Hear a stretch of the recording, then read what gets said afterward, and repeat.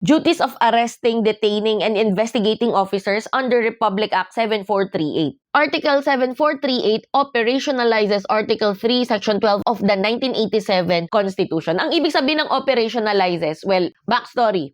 Ang Philippine Constitution kasi kailangan niya ng mga specific pa na batas para ipatupad yung mga nakasulat sa kanya. So, hindi basta-basta na i-implement ang Constitution. Again, kailangan ng ibang batas para maipatupad yung nasa Philippine Constitution. Section 12, Article 3 ng 1987 Constitution. This codified the Filipino Miranda guarantees or rights that crystallize after actual arrest or the start of custodial investigation. Congress framed the statute to spell out those rights in plain language, impose positive duties on government officers, and attach criminal and administrative sanctions to non-compliance. The law is suppletory to the rules on criminal procedure and to specialized statutes such as the Juvenile Justice and Welfare Act or Republic Act 9344 and the Anti-Torture Act or Republic Act 9745. Scope of application. Custodial investigation is a critical stage.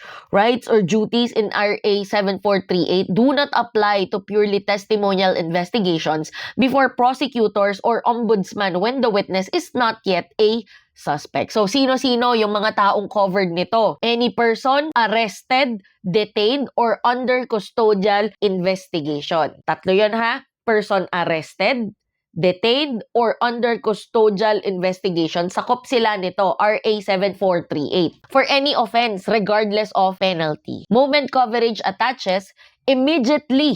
Ibig sabihin nun, kung kailan maa-apply na itong batas na to. Ang sabi dito, immediately upon actual restraint.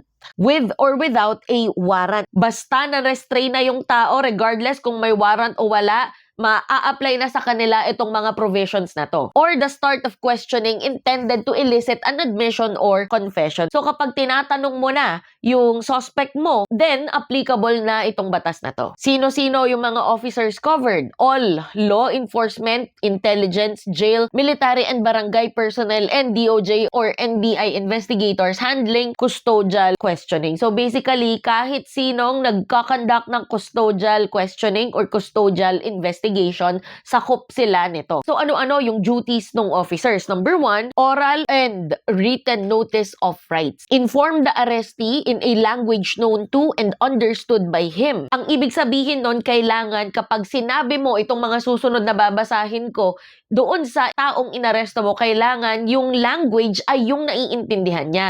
Hindi yung, for example, Korean yung inaresto mo, tapos tinatagalog mo siya, hindi siya marunong magtagalog.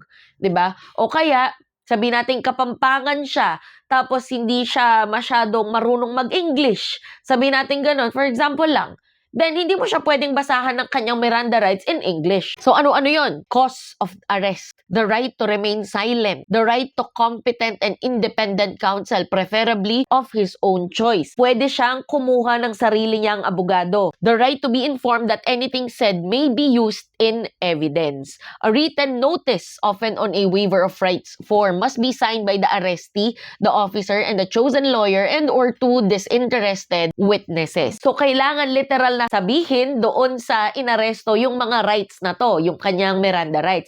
And kailangan meron ding written. Ito yung kadalasan waiver of rights form. Number 2, securing counsel before interrogation. Absolute duty to suspend questioning until counsel arrives. Ibig sabihin, hindi pwedeng magtanong, mag-conduct ng kahit anong uring questioning hanggat walang abogado yung tinatanong o tatanungin ninyo. If the person cannot afford or does not choose a lawyer, officers must obtain one from the public attorney's office or an accredited NGO or IBP chapter at no cost. So, kailangan nilang kumuha ng abogado mula sa PAW. Number 3, presence of counsel and recording. All interviews, statements, or confessions must take place in the presence of counsel. Absence renders the statement inadmissible. Ibig sabihin, lahat ng sabihin ninyo, lahat ng itanong ninyo, kung walang abogado na present during that time of questioning, those answers will be considered inadmissible. Kasi merong na-violate na right, 'di ba?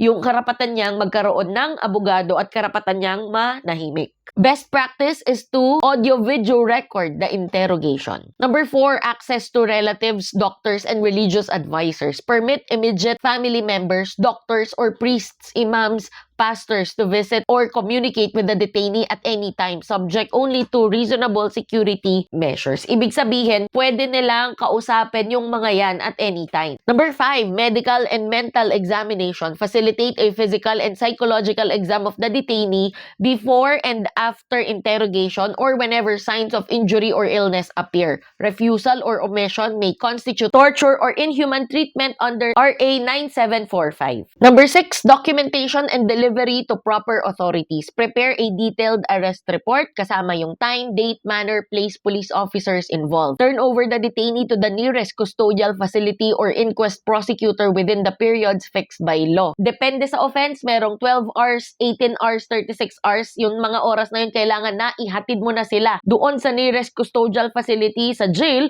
or sa prosecutor. Furnish the prosecutor with copies of the Notice of Rights form, medical certification, and inventory of seized items. Number 7, no substitution or co-optation of counsel. Officers may not steer the detainee toward a lawyer friendly to the police. So, kapag, for example, ako pulis, may kakilala akong abogado, sasabihin ko, oh, eto na lang ang kunin mo. Kumbaga, i-advise ko yun sa kanya, pero ang intention ko is because friendly siya sa akin dahil nga pulis ako. Kumbaga, somehow, meron kaming pagkakaintindihan, meron kaming mutual understanding. Hindi pwede yung ganun. Counsel must be independent, competent, and engaged by the accused or POW, not by the officers. Number 8, respect for minors and vulnerable persons.